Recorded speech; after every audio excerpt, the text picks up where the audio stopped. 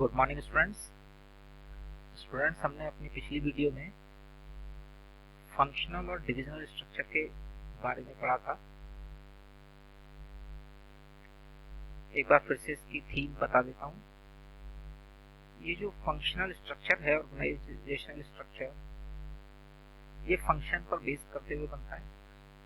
जैसे कि किसी एक कंपनी में या किसी एक प्रोडक्ट लाइन में हमारे अलग अलग डिपार्टमेंट्स होते हैं, फंक्शंस होते हैं। जैसे सेल्स का फंक्शन है, परचेज का, ह्यूमन रिसोर्स का। तो अलग अलग जो ये हम किसी एक प्रोडक्ट लाइन में अलग अलग जो हम फंक्शंस पर बेस करते हुए डिपार्टमेंट्स बना देते हैं, उनके ऊपर डिपार्टमेंटल हेड एक बना देते हैं और वो रिपोर्ट करते हैं ऑर्गेनाइजेशन के हेड को या उस डिवीजन के हेड को जिसकी हम बात कर रहे हैं, उसके हेड को वो अपनी परफॉर्मेंस के बारे में रिपोर्ट करते हैं। तो इस तरह का जो एक स्ट्रक्चर है ये फंक्शनल स्ट्रक्चर होगा। कौन सा स्ट्रक्चर होगा? फंक्शनल। वहीं अगर हम बात करें, किसी एक कंपनी में डिफरेंट प्रोडक्ट लाइन हो सकती है, ठीक है। तो डिफरेंट प्रोडक्ट लाइन पर हम एक डिविजनल हेड बना देंगे और वो जो सीईओ होगा या हेड होगा, उनके ऊपर जो हेड होगा, मैनेजिंग डायरेक्टर होंगे या बोर्ड ऑफ डायरेक्टर्स होंगे, वो उनको रिपोर्ट करेंगे जो भी परफॉर्मेंस है। तो इस तरह का जो स्ट्रक्चर होगा ये डिविजनल स्ट्रक्चर होगा। याद रखना, एक प्रोडक्ट के डिफरेंट फंक्शन पर फंक्शनल, और कोई कंपनी के कितने डिवीजन है, कितने तरह के प्रोडक्ट बनाता है, वो डिविजनल स्ट्रक्चर। जैसे कि हम बात करते हैं पतंजलि आयुर्वेद की बात कर लीजिए। पतंजलि के आपने देखा होगा कि ग्रोसरी का डिपार्टमेंट अलग है, वहां एक डिविजनल हेड है।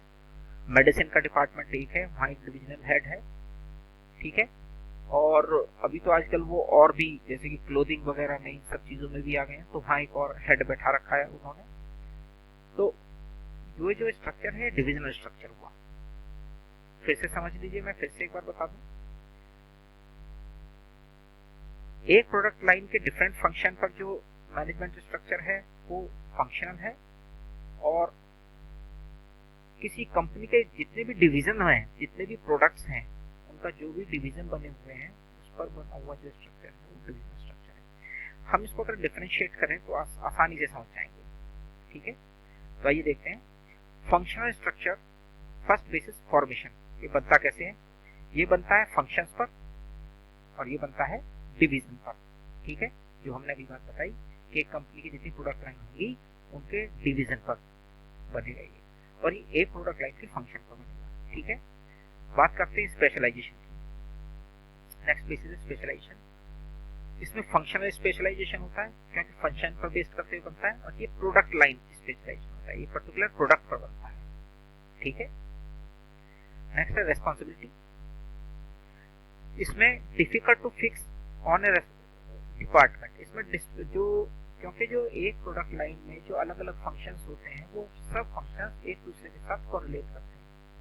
तो यहाँ पर अगर किसी यूनिट का कोई फॉल्ट है तो उसका जो फॉल्ट है, जो भी जिसकी कहाँ से गलती हुई है, ये ढूंढना थोड़ा सा मुश्किल हो जाता है, डिफिकल्टी फिक्स नहीं कर सकते।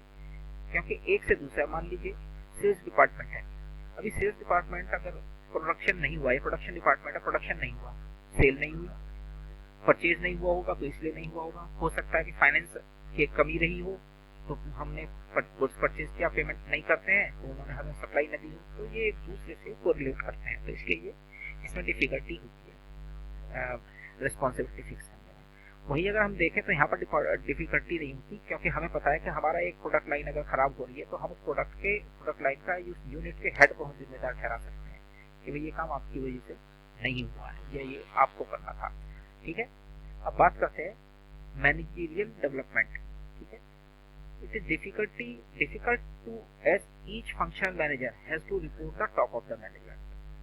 यहाँ पर हमने जो बात की थी सेल्स की भी, सेल्स मैनेजर, परचेज मैनेजर, हाँ, प्रोडक्शन मैनेजर, फाइनेंस मैनेजर, तो ये डिफिकल्ट होता है कि इन सब लोगों को आप सीधे टॉप मैनेजमेंट को वो जाकर अपनी रिपोर्ट दे पाए, वो नहीं दे पाते।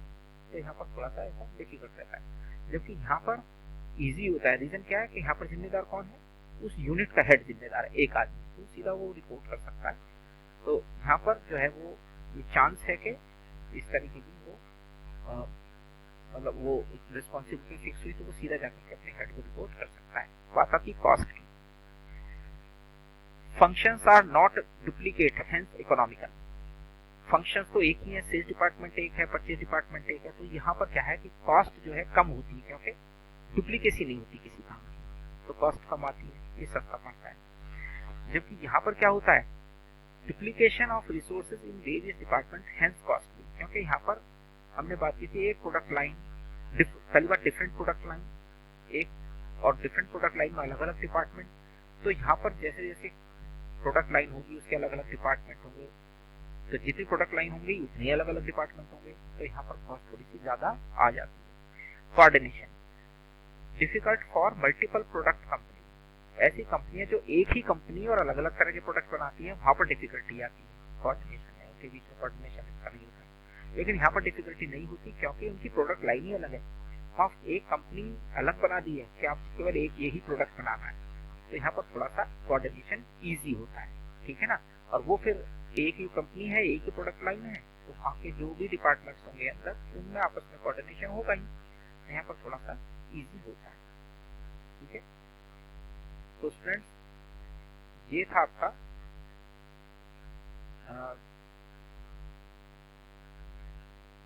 कंपैरेटिव फंक्शन और डिवीजन स्ट्रक्चर का, इससे आपको और ज्यादा चीजें क्लियर हो गई होंगी, ठीक है। इससे आगे हम नेक्स्ट वीडियो में देखेंगे। Thank you.